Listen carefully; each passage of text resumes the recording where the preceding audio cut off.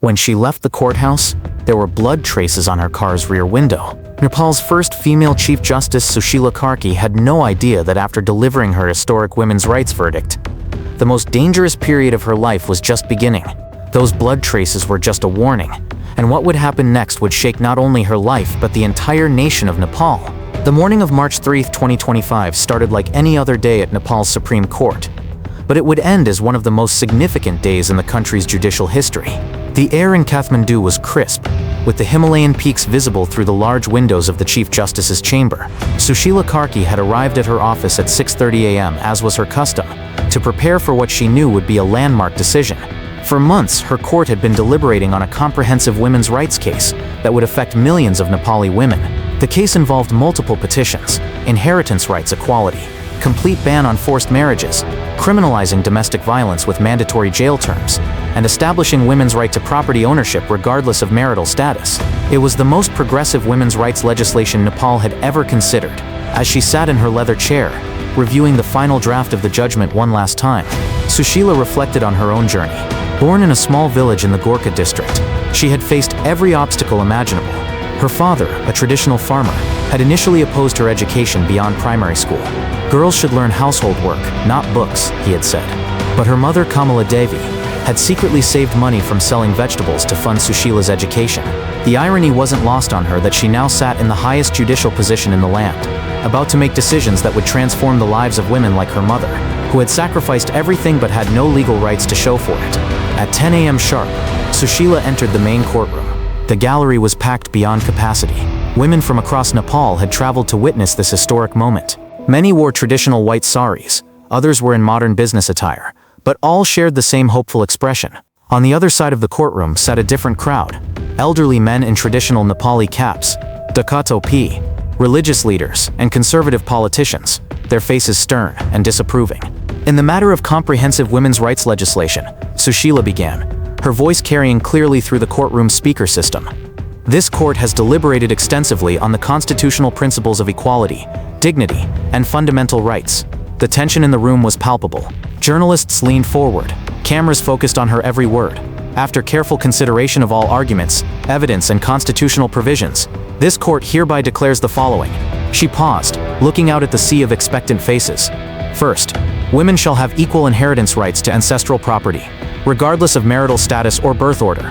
The traditional practice of excluding daughters from inheritance is hereby declared unconstitutional. A roar erupted from the women's section.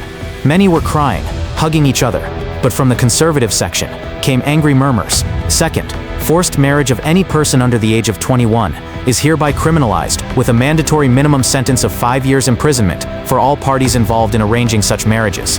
The applause grew louder, but so did the protests from the traditional section. Third, domestic violence shall be treated as a non-bailable offense with mandatory prosecution, regardless of whether the victim wishes to press charges.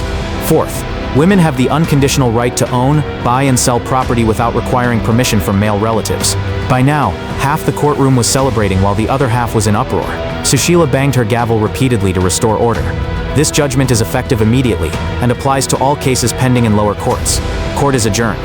As she left the courtroom, the cacophony behind her was unlike anything the Supreme Court had ever witnessed. Outside the courthouse, the scene was even more dramatic.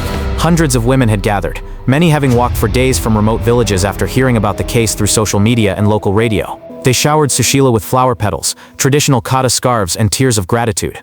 "Sushila Didi has given us our freedom," shouted Kamala Sharma, a 45-year-old woman from Chitwan district. "For 30 years my husband beat me, and police said it was family matter. Now he will go to jail." But across the street, a different demonstration was forming. Men holding banners in Nepali and English: "Respect Hindu traditions, family values under attack, foreign influence destroying Nepal." Their chants grew louder and more aggressive. Sushila's security detail, led by Inspector Bikram Thapa, grew visibly concerned. "Ma'am, we should leave through the back exit. The crowd is getting hostile." "No, Bikramji, I won't hide from people exercising their democratic right to protest, even if I disagree with them." As she walked to her official car, a black Toyota Land Cruiser with tinted windows, she could hear individual voices from the angry crowd. "This woman is destroying our culture. She's been bought by Western NGOs. Nepal will lose its identity because of her." Her driver, Ramesh Budhathoki, a loyal employee of 8 years, was clearly nervous. His hands shook as he started the engine. "Ma'am, maybe we should request additional security. I've never seen such anger." "Ramesh, Change is never easy. Some people resist progress, but that doesn't mean we stop moving forward. As they drove through Kathmandu's congested streets, Sushila noticed more demonstrations at various intersections. Word of the judgment had spread rapidly through social media, and the country seemed to be dividing in real time between supporters and opponents. Her phone buzzed with congratulatory messages from human rights organizations, international diplomats, and progressive politicians. But mixed in were disturbing messages from unknown numbers. You have betrayed Nepal today. This decision will destroy Hindu Dharma. Women like you are the reason our society is deteriorating. When they reached her residence in the upscale Lazampat area of Kathmandu, Sushila noticed something that made her blood run cold. As Ramesh parked the car in her driveway, she saw dark red stains on the rear window that definitely hadn't been there when they left the courthouse. "Ramesh, what are these marks?" The driver got out to examine the car, his face pale. "Ma'am, this looks like blood, but I don't understand. The car was fine this morning, and we haven't stopped anywhere." Sushila examined the stains more carefully. They weren't random splashes. Someone had deliberately formed letters in Nepali script. The word Anta, the end, was clearly visible, written in what appeared to be animal blood. This had to happen while we were parked outside the courthouse. Someone did this while we were inside. Her security training from years of receiving minor threats kicked in. Check the entire car, every surface, under the chassis. Ramesh's inspection revealed more disturbing evidence. Tucked under the rear windshield wiper was a folded piece of paper, wrapped in plastic to protect it from moisture. With trembling hands, Sushila unfolded it. The message was written in crude block letters in Nepali. "Sushila Karki, daughter of destruction, your decision today has declared war on 5,000 years of Hindu tradition. You have broken the sacred bond between husband and wife, destroyed the sanctity of family hierarchy, and insulted the wisdom of our ancestors. This blood is from a goat sacrificed at Pashupatinath temple, offered to Lord Shiva to curse your decision. But next time, the blood might be human. You have 7 days to reverse your judgment. Issue a public apology and resign from your position. If you do not comply, you and your family will face the consequences. Remember, we know where you live, where your daughter studies, where your husband works. We are everywhere, and we are watching. This is your first and only warning. Dharma Rakshak Dal, Dharma Protection Army." Sushila's hands were shaking as she finished reading. The Dharma Rakshak Dal. She had heard intelligence reports about this organization. They were an underground group of religious extremists and conservative politicians who opposed any modernization of Hindu practices, especially regarding women's roles. That evening, Sushila sat in her living room with her husband, Dr. Arjun Karki, a cardiologist at Tribhuvan University Teaching Hospital. Their home was elegant but modest. Bookshelves filled with legal texts and medical journals, family photos covering one wall, and a small shrine to Lord Ganesha in the corner. "Arjun, this threat seems different from the others I've received over the years. It's more organized, more specific." Dr. Karki, a gentleman in his early 50s with graying temples, was clearly worried. "Sushila, in my 20 years of medical practice, I've treated too many women who were victims of the very practices you're trying to change. But I've also seen what happens to people who challenge powerful traditional groups. Remember what happened to that journalist in Pokhara who wrote about forced marriages?" She remembered. Prakash Adhikari had been found beaten nearly to death outside his home after publishing a series of articles on child marriages in rural Nepal. He survived but left journalism and moved to Canada. "But Arjun, if judges like me don't take a stand, who will? Should I prioritize my safety over the lives of millions of women who suffer every day?"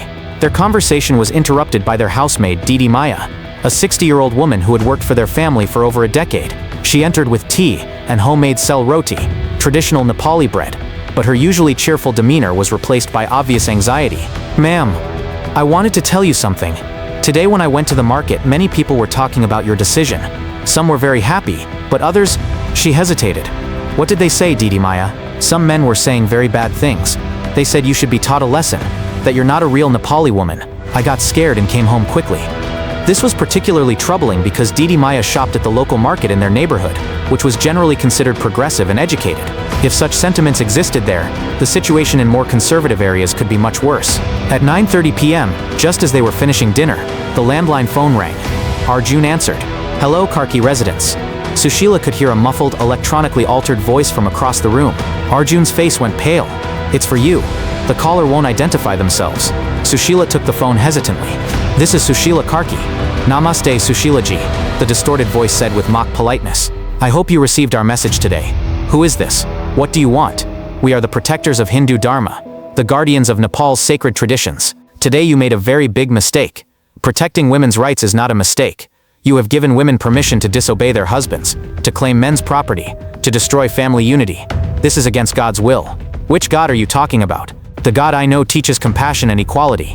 The voice became menacing. Your Western education has corrupted your mind, but we will help you remember your place. Are you threatening me? We are educating you. 7 days, Sushila ji. Reverse your decision, or face the consequences. The next morning, Sushila woke to find her security detail had been doubled overnight. Inspector Bikram Thapa was waiting in her living room with a concerned expression. Ma'am, we've received intelligence that multiple extremist groups are planning coordinated actions against you. The threat level has been elevated to Category A, the highest level for judicial officers. What kind of actions? Everything from protests outside your home to potential physical harm. We're also monitoring chatter about targeting your family members. This made Sushila's heart skip. My family? What about my daughter? Priya ma'am is at Tribhuvan University. We've contacted campus security and briefed them. But perhaps she should stay home for a few days?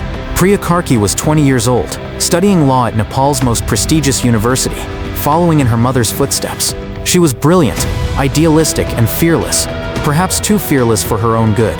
Let me call her. Priya's phone went straight to voicemail. This was unusual. She always answered her mother's calls. Inspector, can you contact university security immediately? Within minutes, they had the university security chief on the line. Chief Justice, ma'am. We haven't seen Miss Priya since yesterday evening. Her roommate said she went to study at the Central Library and hasn't returned to the dormitory. Sushila's maternal instincts kicked into high gear. This is not like her. She would have called. Ma'am, let me dispatch a team to search the campus immediately. But before they could mobilize, Sushila's mobile phone rang. Unknown number. Hello? Are you worried about Priya? The same electronically altered voice from the previous night. Sushila's world stopped. What have you done to my daughter? Nothing yet. She's safe and comfortable. But that depends entirely on your cooperation. If you harm her, I will use every resource of the state to hunt you down. Calm down, Sushila ji. We don't want to hurt anyone. We just want you to understand how serious we are about protecting our culture. Where is she? She's in a safe place, being treated well. She's even being served her favorite dal bhat. We know she likes extra ghee in her rice. This detail terrified Sushila more than anything else. They had been watching her family closely enough to know Priya's food preferences. What do you want? Today you have 3 important cases scheduled. All involve women's rights. We want you to rule against the women in all 3 cases. Show Nepal that your yesterday's decision was a mistake. I can't pervert justice based on threats. Then you may never see your daughter again. The line went dead, leaving Sushila in a state of panic she had never experienced in her judicial career. Every decision she had made as a judge had been based on law and principle, never on personal consideration. But now her daughter's life hung in the balance. Inspector Thapa immediately initiated emergency protocols. Ma'am, we're treating this as a kidnapping.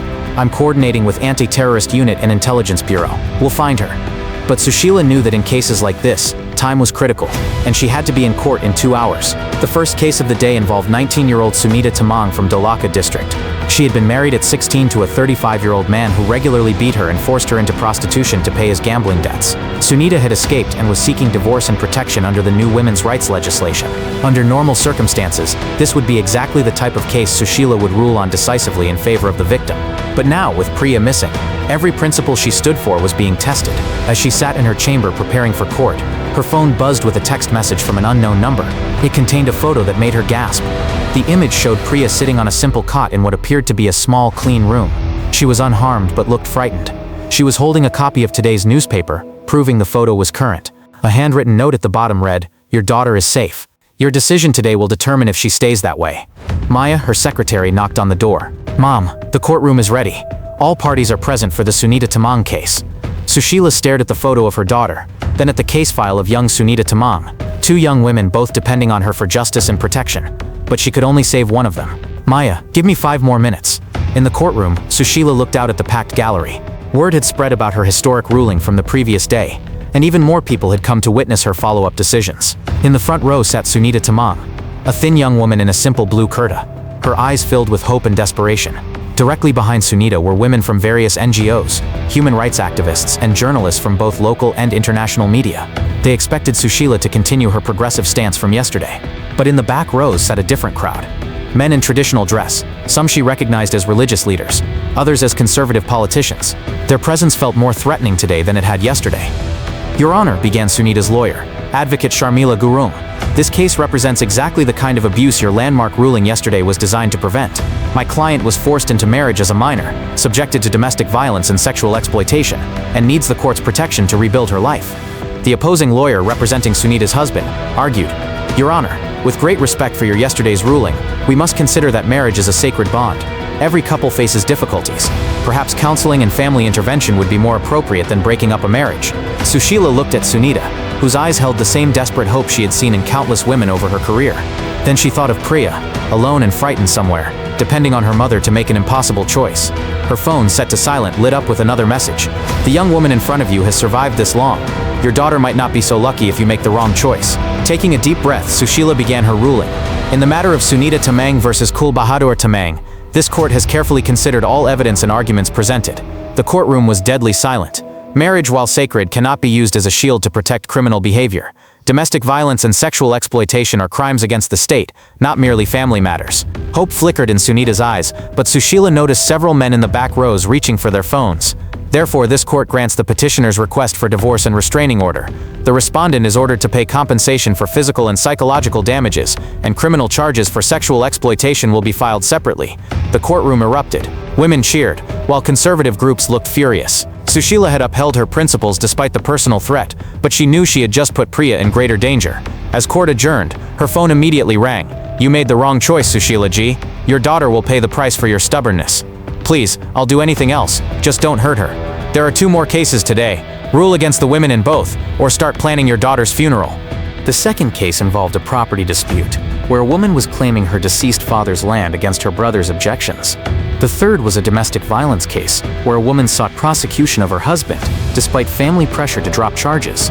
Sushila returned to her chamber between cases, her mind torn between judicial duty and maternal instinct. Inspector Thapa entered with an update. "Ma'am, we've traced some of the phone calls to cell towers in the Kirtipur area. Special teams are conducting searches, but these groups are sophisticated. They're using multiple relay points to hide their location. Any leads on who might be behind this? Intelligence suggests it's not just the Dharma Rakshak Dal. There might be political backing from MPs who opposed your ruling, possibly even some religious leaders who see this as a threat to their authority over their communities."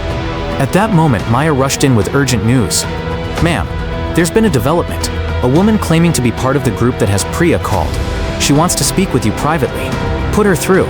This time, the voice was female, unaltered, speaking in clear Nepali. "Namaste, Sushila ji. My name is Kamala. I was instructed to take your daughter, but after hearing your court ruling today, I have had a change of heart. You have my daughter? Is she safe?"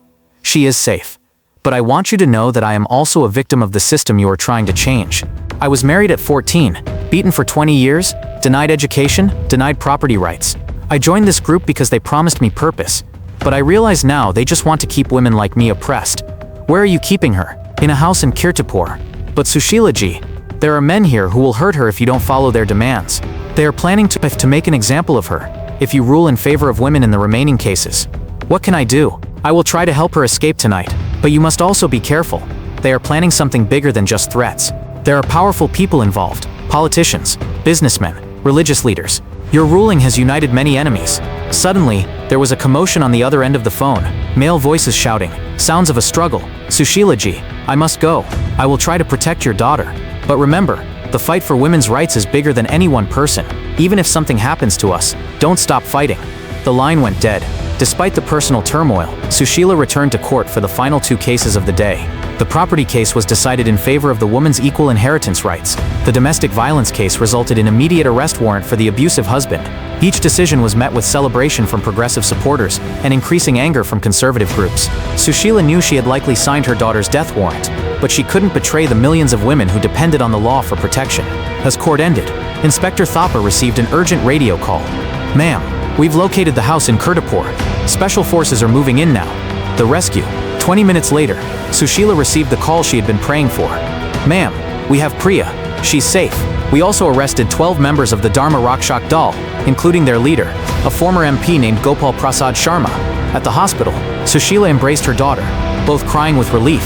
Priya was physically unharmed but emotionally shaken. "Mom, there was a woman there who protected me.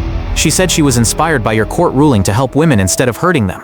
She said to tell you that change is possible, even in the most unlikely people." 6 months later, Sushila's historic women's rights ruling had been upheld by all higher authorities and was being implemented across Nepal. The Dharma Rakshak Dal had been declared a terrorist organization, and many of its members were serving prison sentences. The woman who had protected Priya, Kamala Devi Paudel, had become a key witness in the prosecution and was now working with women's rights organizations to help other victims of extremist groups. But the threat to progressive judges and women's rights activists remained. Sushila continued to receive security protection, and new cases challenging her ruling appeared regularly in court. In her office one evening, preparing for another difficult women's rights case, Sushila looked at a framed photo of herself with Priya and thought about the cost of justice. Her phone rang, her secure line that only family and close colleagues had access to. "Hello? Namaste, Sushila ji. This is Advocate Prabha Sharma from Pokhara High Court. I wanted to thank you for your courage. Because of your ruling, I was able to save a 15-year-old girl from forced marriage yesterday. That's wonderful news. But I also wanted to warn you. There are new groups forming, more organized than the Dharma Rakshak Dal. They're planning coordinated attacks on female judges across the country. Your name is at the top of their list." Sushila looked out at the Kathmandu skyline, where millions of women were sleeping safer tonight because of her decisions, but also where new enemies were plotting to reverse that progress. "Thank you for the warning, Advocate Sharma. But I didn't come this far to be stopped by threats. I was hoping you'd say that, because tomorrow I'm ruling on a case just like yours, and I need to know that if these extremists come after me, judges like you won't back down. We won't back down. Justice is not negotiable." After hanging up, Sushila returned to her case files. Outside, Kathmandu was quiet, but she knew that across Nepal, the battle for women's rights, and the backlash against it, was just beginning. The next morning would bring new cases, new threats, and new challenges. But it would also bring new opportunities to change the lives of Nepal's women forever.